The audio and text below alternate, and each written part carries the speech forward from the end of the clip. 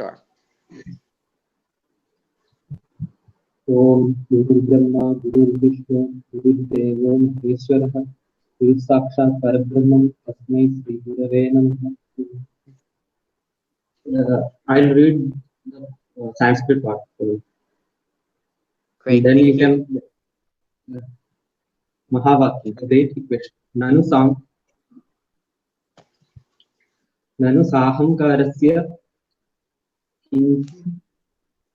किञ्चित् जीवस्य निरहङ्कारस्य सर्वज्ञस्य ईश्वरस्य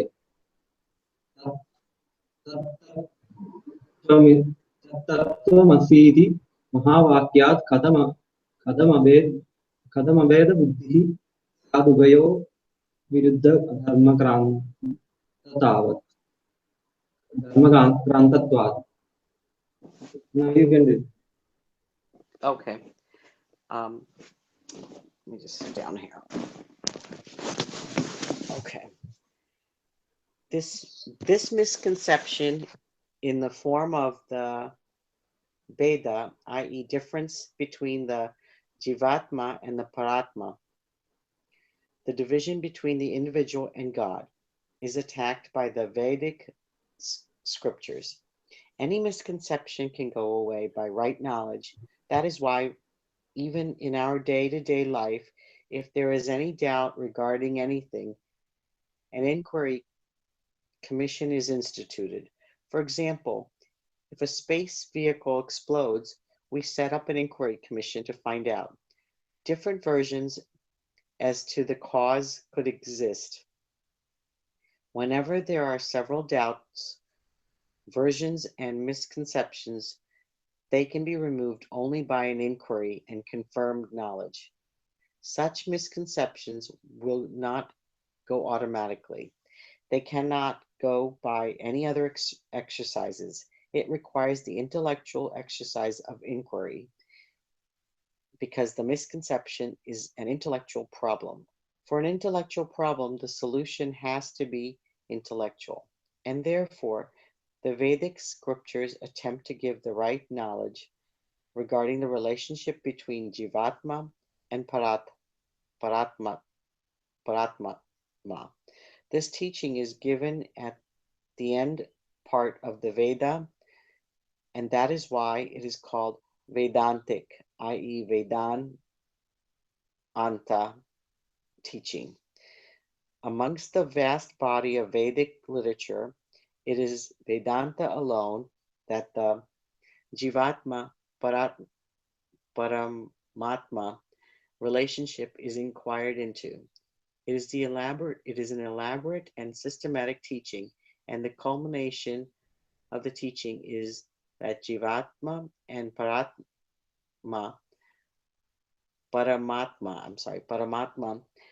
are one and the same original consciousness only. The differences are seeming superficial. They are only apparent differences. We don't deny the superficial differences, like the two images in the two mirrors. We only say that the visible differences are superficial and non-factual. And that culminating statement, which reveals the non-difference or the oneness, is called Mahavakyam.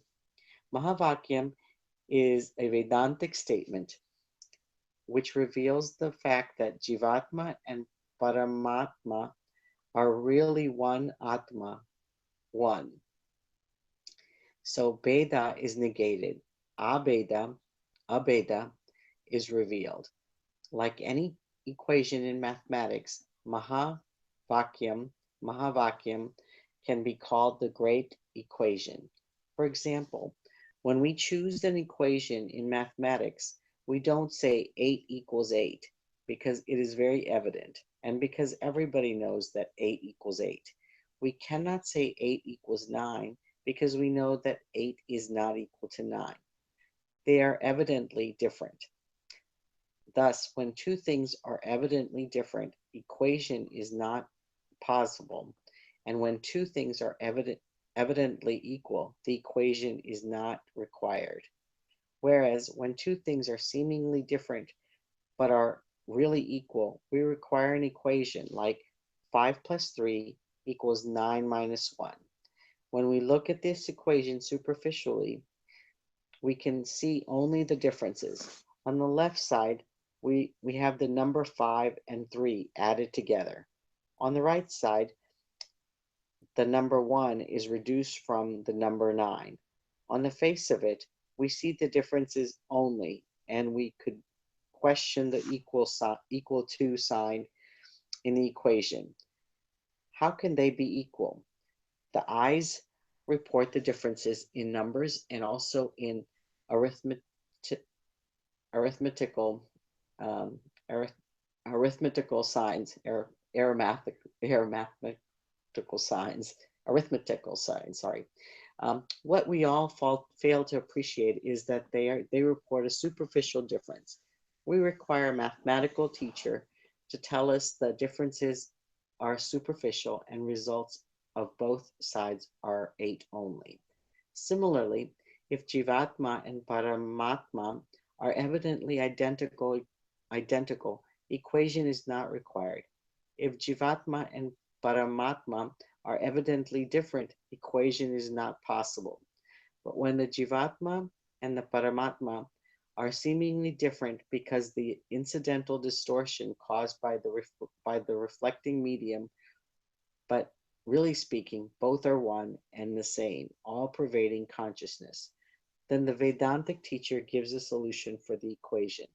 Jivatma equals Paramatma. And this great equation is called Mahavakyam. This oneness is revealed by several scriptural statements, and all those statements are called Mahavakyam, the great spiritual equation. For an English translation for Mahavakyam, we should not take the dictionary meaning. In the dictionary meaning of Maha, given as a big or long, and Vakyam would be a sentence. So if we take the dictionary meaning, Mahavakyam would mean a big or long sentence. But Tattvamasi is small statement. So Mahavakyam should be understood to mean as the great spiritual equation, which equates the Jivatma with the Paramatma. There are innumerable Mahavakyams occurring in all scriptures, all over the Vedas, and in all the Upanishads, and the most popular Mahavakyam is Tattvam Asi, and this is generally called Upadesha Vakyam because this Mahavakyam is normally used by a guru while teaching the student. This Mahavakyam occurs in the Samaveda in an Upanishad called Chandogya Upanishad is a very significant section called Satvidya. Satvidya. Vadya. In the Vedantic literature, the most popular Mahavakyam is Tattvam Asi. The equation states Tat, which means that Paramatma, the cosmic intelligence which is organizing the whole equation, maintain the maintaining the cosmic order, making the solar system move perfectly, helping the sun rise and set accurately. This intelligence, which maintains and unifies the cosmic order. Dwam refers to each of us, the individual Jivatma, struggling to organize this small little family, and that too often failing miserably. Asi means are, so the equation says that Tat, the Paramatma, Tvam, you, the Jivatma, Asi, are. The popular Latin equivalent is that thou art. So this vacuum is called Abhed, Abheda Bodhaka vacuum, the sentence which reveals or informs or gives knowledge of the non-difference or Aikya Bodhaka vacuum, the sentence which gives the knowledge or enlightens or reveals the oneness of the Jivatma and the Paramatma. When a student listens to Mahavakyam for the first time in his life, proclaiming that you are God, you, the Jivatma, are the Paramatma, what will be his reaction? He is bound to laugh and say, this is a joke of the century. Or he may think that because of too much knowledge, the teacher has lost it. But he may not say it. For all of us steeped in the world of plurality and whose religious beliefs have been conditioned by a dualistic approach right through our lives, this would sound as blasphemy. The moment we think of us and God, is not oneness, but the infinite differences. And we are the created. God is all pervading. God is omnipotent. God is the embodiment of positive virtues like love, compassion, etc. We are the embodiment of. So, how can this impure jiva and the pure Ishvara be ever identical? We have to we have to worship God. We should never claim equality with God. Claiming equality with God is sacrilege. It is a sin. This will be the first thought of every Vedantic student. The author realizes this fact very well and therefore raises a question on behalf of the student. And he says, Nanu, Nanu give means indeed or not at all. This indicates the student's protest. He is raising a red flag. He says, Jivashya, i.e., I, the Jiva, kinchi jnanasya, kinchi kinchi jnanasya, am limited knowledge, am of limited knowledge. He means to say that I know very few things in the world, and there also half of it is wrong knowledge, and another half doubtful knowledge, and this is my condition. Therefore, kinchin kinchidnya. How do you say that?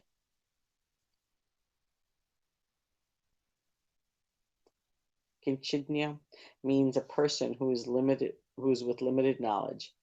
Another popular word is alpag, alpagnya, to denote limited knowledge as opposed to sarvag, sarvagnya, which means all knowing.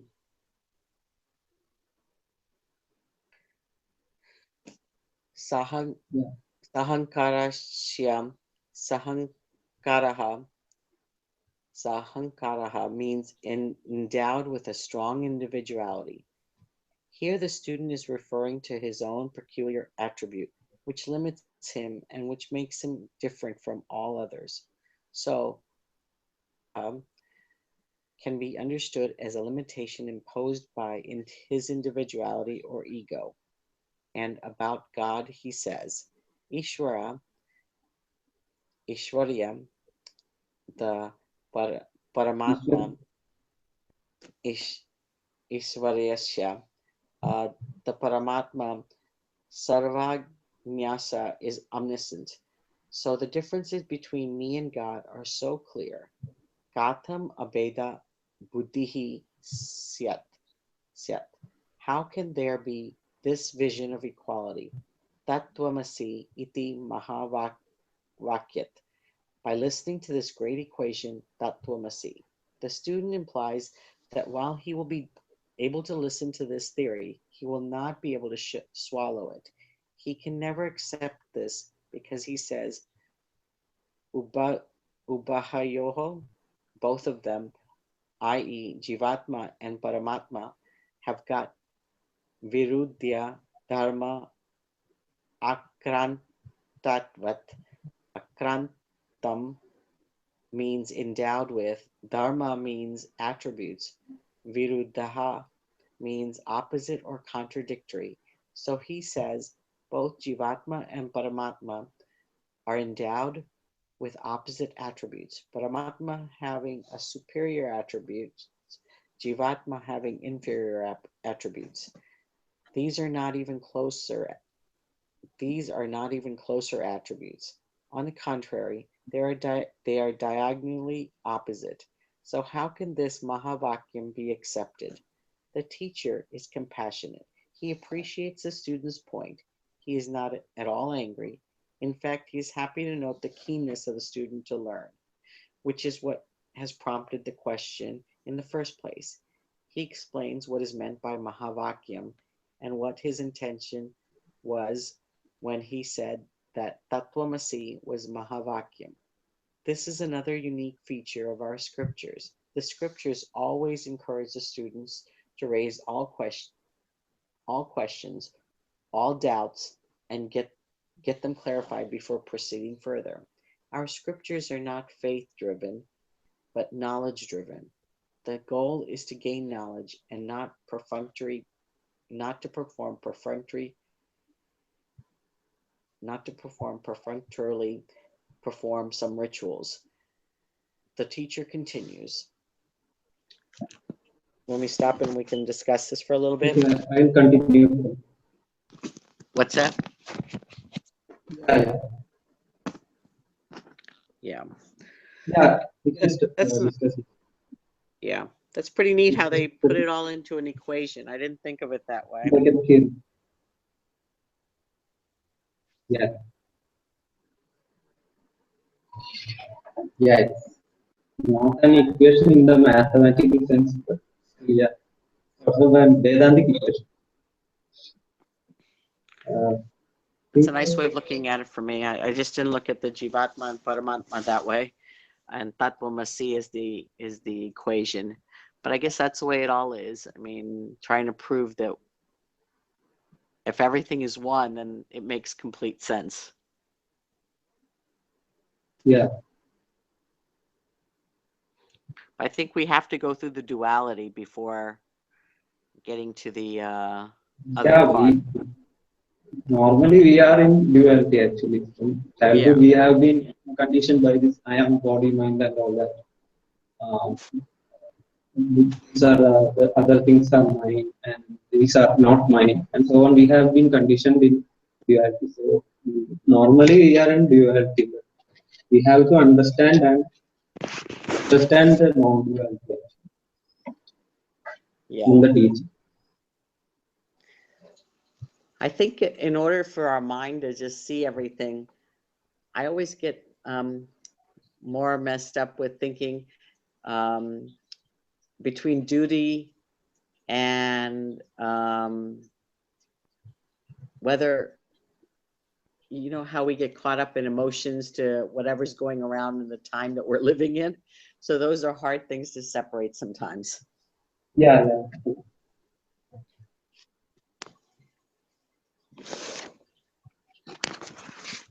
So, let me continue. Sure, great. The teacher continues. Chenna स्थूलसूक्ष्मशरीराभिमानी सम्पदवाच्यार्थः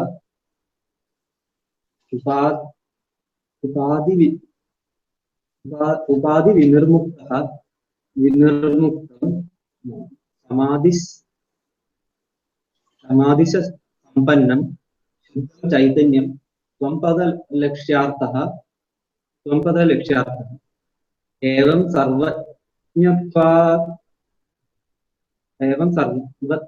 सर्वज्ञत्वादिविशिष्ट ईश्वरः तत्पदवाच्यार्थः उपाधिशून्यं शुद्धचैतन्यं तत्पदलक्ष्यार्थः एवं जीवेश्वरयोः चैतन्यरूपेणाभेद बाधकाभावः.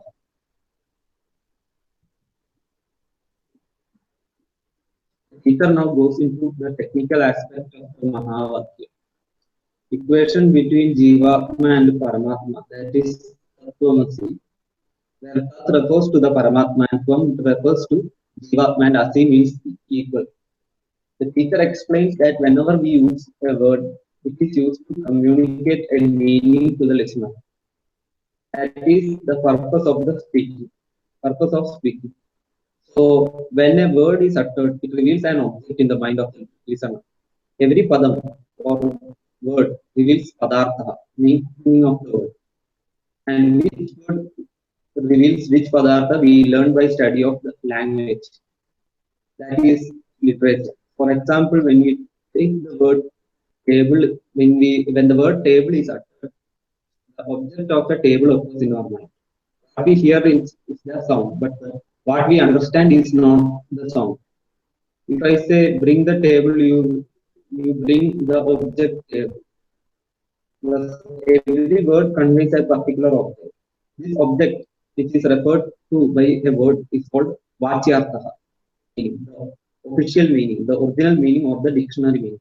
But often we use very same word not to convey the meaning of total object, but a part of the object which is also referred to by the same word. For example, when one says I, it refers to that person. But the question is which part of that person does it refer to? The head, the trunk, or the limbs? One inference would one inference would that it includes entire body with entire Sukshma Shariram, all sense organs, mind, intellect, the entire Karana Shariram, and the consciousness. So in this sense, the word I would refer to the three bodies plus consciousness, which is available in a distorted form. Now, suppose one says, I am writing. What does that mean? Does it mean that he is writing with the whole body, Sthula Shariram, Sukshma Shariram, Karana Shariram, etc.? The writing is done by just one limb, the hand, and that through only one hand, which is one of the karmendriyas, with a portion of the mind involved in the process. But we don't say my say hand is writing, my mind is writing. On the contrary, we say I am writing. And the listener also does not get confused.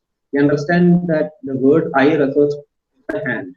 Similarly, when we say I am overweight, it refers to only one part, that is the physical body. Example is suppose one refers to a great mathematician and says he is a giant in mathematics. The listener will understand that the use of the word giant should not be understood literally, but only in an implied manner. That is, show his prowess in the subject. One can think of such numerous examples. The a word can convey either total object or it can refer to a part also. Similarly, the meaning of the word could be literal or figurative depending upon the context.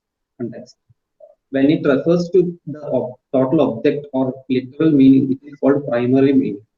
When it conveys any other meaning other than primary meaning, according to the context is called secondary meaning, filtered meaning.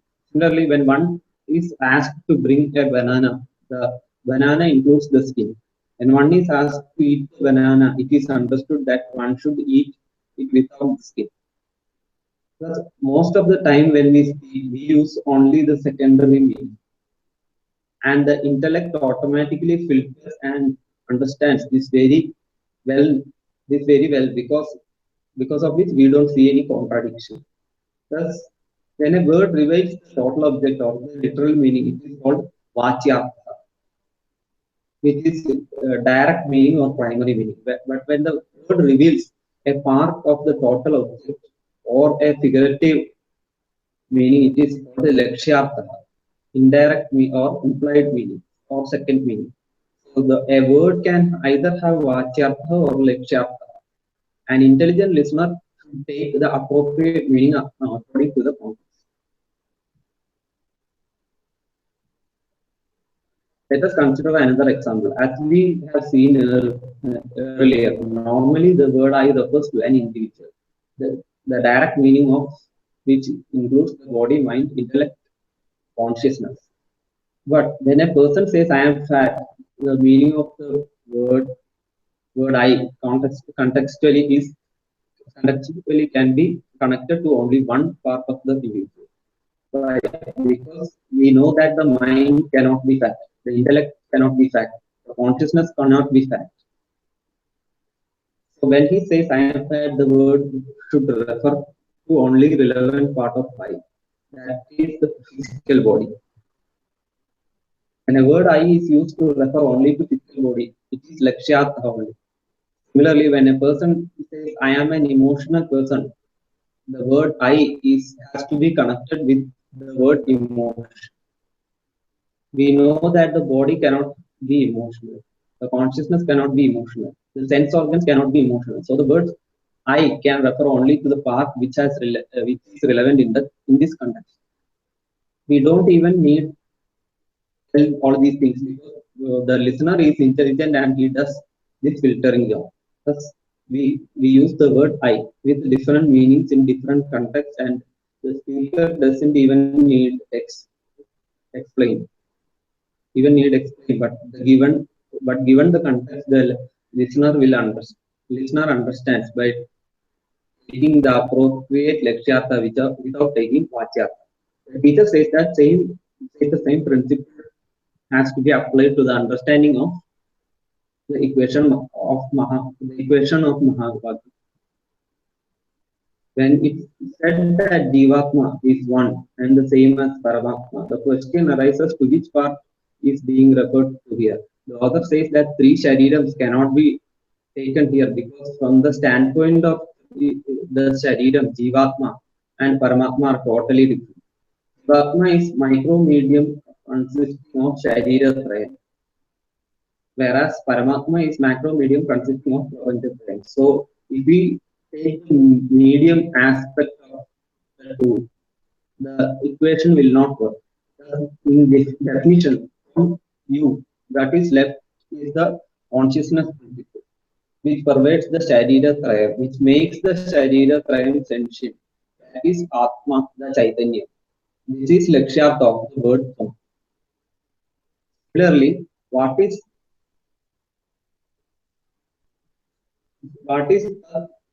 the Paramatma? Here also we don't take Paramatma to be Paramatma as the macro medium. We disregard the Panchatrayam. So once again we take the consciousness principle which is manifesting through the Prapanchatrayam. Here again we should take the Lakshyartha instead of Vachyartha. So Jivatma is consciousness principle, Paramatma is also consciousness principle.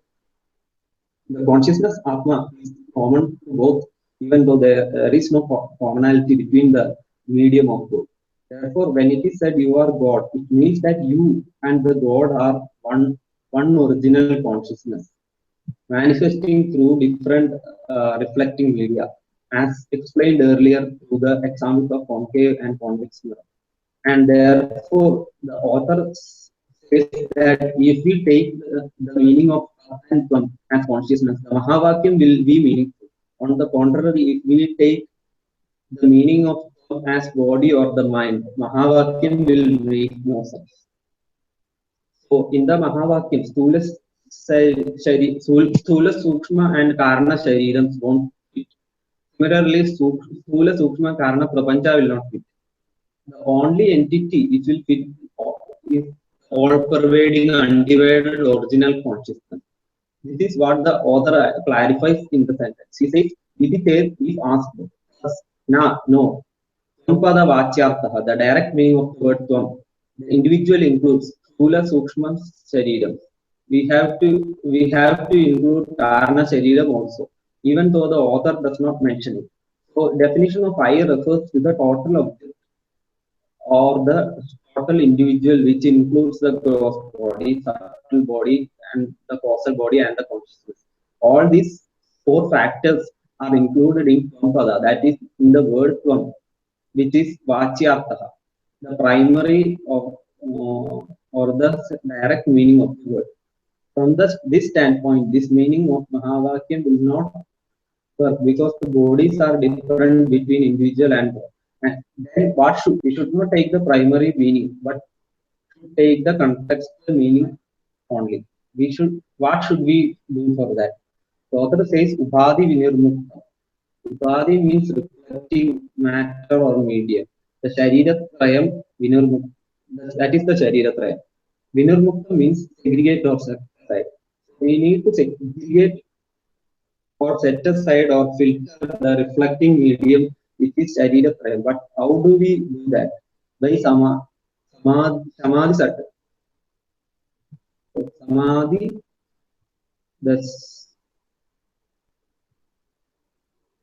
uh, Samadhi Dasa Sampannam. Samadhi means the discrimination. It is Viveka, which we have already learned. Dasha means at the time of. The discrimination the author is talking about is the separation of consciousness from the reflected media. We must remember that we are not talking about the physical separation, but only figurative separation, only in our understanding. So, by the process of discrimination, when we arrive at Shuddham Chaitanyam, unmixed consciousness, filtered consciousness, it is called a Lakshyartha. And after filtering, we should know which part to retain and which part to throw away. If not, we would be acting like Vidura. As Mahabharata goes, when Lord Krishna came to Vidura's house, he was so thrilled, nervous, and confused that he peeled the banana to offer Lord and threw the banana in the waste basket and gave peel to Krishna. That's great. After figuratively talking, figuratively separating the body and consciousness, the pure consciousness, Shuddham Chaitanya, is denoted by or aham, that the I. So when a person says I am God, the word refers to the consciousness which is Sampada Lakshyartha. Similarly, author analyzes Vakyartha and Lakshyartha of the word Tat. He says Evam, applying the same principle. Ishvara, the Lord or the Paramatma, Sarvajna, Sarvajna, Sarvajnatwadi Vishishta, the one endowed with omniscience and who includes four entities, that is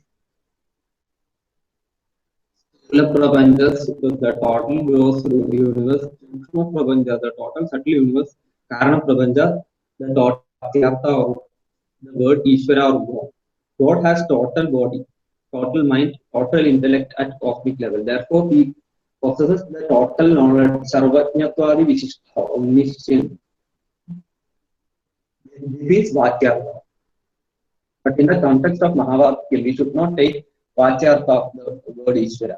Like in the case of Sampada, we should creatively segregate or filter, set aside the three reflecting matter media. That is Sthula Prapancha, Sukshma Prapancha, and Karana Prapancha. Ishvara will then become Upadishini, the rest of three matter media. And what would be left would be Shuddha Chaitanya, pure filtered cosmic consciousness separated from the three reflecting media. And this is the Tat the implied meaning of the word Ishvara or Paramatma or Tat. So, in the presence of reflecting media, we get only distorted image of the reflected consciousness, both at the level, both at the individual level and the cosmic level. But if the reflecting media are removed, albeit only figuratively, what will remain is undistorted original consciousness. But the tragedy is that we can never see the original consciousness, we can never see our own face. It is not an object of perception. This original consciousness is not the object, but it is the subject. For the reason one cannot argue that original consciousness does not exist because it cannot be seen or perceived. This argument will be specious because it will be like stating that the face does not exist because it cannot be seen, or mind does not exist because it cannot be seen, or that matter the brain or the arguer does not exist because it cannot be seen. Non-perception of the original consciousness or face does not prove their non-existence. We can never see our original face. If we want to see the face, we can only get a reflected version in the mirror.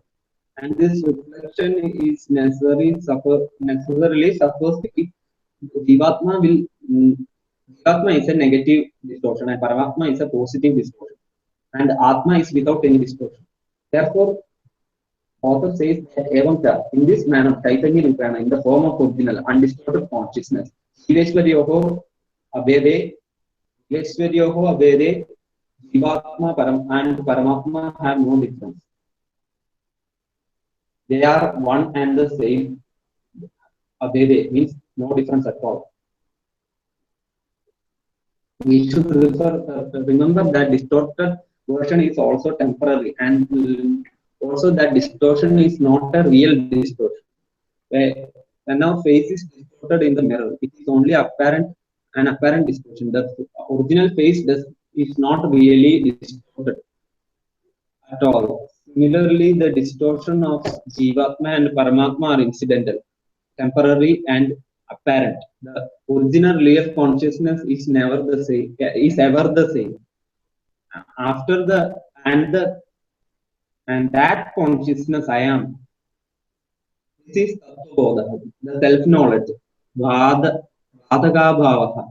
Bhadaga means contradiction. Abhavaha means non-existent or absent. So the author asserts that there is no contradiction saying I am God. Every Jnani claims I am God. And this is called Mahavakya Aikya Jnanam, the knowledge of oneness born out of studying Mahavakyam. This completes the discussion of the topic Jiva Ishvara Aikya. This is the central topic of Tattvabodha. What is here is only summary.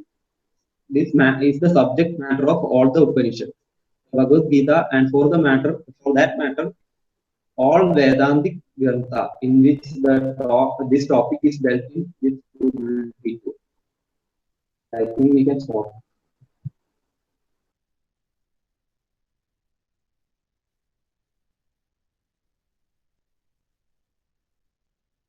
I think one important thing here would be that Swamiji says distorted reflection and all, and the reflected media and all. And he also says that this distortion is not real. We have to keep that in mind. That distortion is only in our mind. In how we perceive this world, we perceive it as diverse, dualistic, and all.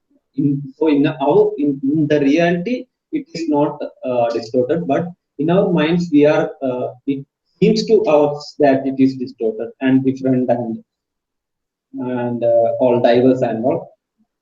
It's like saying ocean, waves, and water. Actually, ocean and waves are nothing but water. Waves is a term we used to call water in a specific form, and ocean is what we call the total. But the water does not change or undergo any change to become the ocean or the wave. Actually, water is just flowing, and it is we who perceive it as wave, ocean, and water. So, same way we have to remember that actually I'm sorry, Atma is not some kind of light to be reflected through a mirror or something. All that is there is Atma only. But due to avidya, in our mind, we perceive it as different world, different planets, this, that. And we perceive this as a diverse world. So that is to be kept in mind. And, mm, another thing would be, yeah, yes, Just um, yeah, I was on. I hadn't thought about the uh, Laksharata and the Vacha, the spoken and the lit. Yeah, Vacharya, Vachar, Vacharya. Vacharya. Vacharya. Yeah. Yeah. So that was interesting to see, and then to see that whatever we perceive ourselves is just a perception, not the real, or that's the reflected image. So Yeah, very interesting, all this stuff. I wish I had learned Sanskrit when I was little. That would have helped me a lot. that's not a problem. Actually. It's available in English, so I know, but every now and then it's nice to see the real word. Then it would yeah, make it easier to just say, "Oh yeah, I used that word. Oh, there's no description for this." yeah. Actually, there is no exact translation for many of the terms. Like Atma, we cannot actually translate to English. English does not have a word actually to represent Atma, because Atma, what the Vedantic definition is defined in our particular context. That is not there in the culture where the English was developed. Theirs is mostly dualistic uh, philosophy. Yeah, I Ours see is that. In the written, it gives you boundaries. The lecture, and the other one, the vachara, there's no boundaries. yeah. There's no constraints in the meaning. So So the difference is only in our perception, it is in our mind. right. The harder part comes when you have to see like Of- tragedies or the decay, disease, the time that passes everything by, and then say, yes, that's a part of me, and that's just the way it is. Life just goes on. Just this code is all we have. Everything is shielded by name and its own diversity. That's all. yeah, just a perception.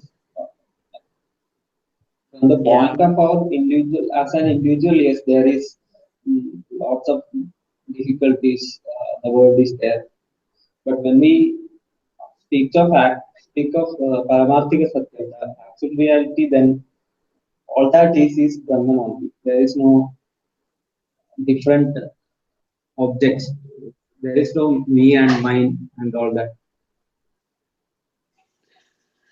Then there's a big rise in opinion, though. That opinion is, Yeah, if it's just all one, then you know, um, it's harder to see it that way. That's all. yeah. That's because of avidya. When avidya is removed, that's why we learn that avidya. Avidya is the very under, understanding all this actual understanding this oneness as different. We are perceiving all this Brahman as different, the world, the objects in it, and we are perceiving it as a diverse world. So that that wrong understanding itself is avidya. Avidya is what causes that wrong understanding of it. So when that is removed by the Vedanta, then it is nothing but clear. So Yes. I think we can stop here. You have Okay. anything to? No, that's all. Thank Yeah. you. We So, can do the. yeah. So, Purnamidam, Purnamudachyate, Purnasya Purnamadaya, Purnamevavasishyate. Om Shanti Shanti Shanti. Thank you. Yeah, we can meet next week. Okay, we'll see you then, or I Yeah, might see you the next class. Bye bye. Saturday.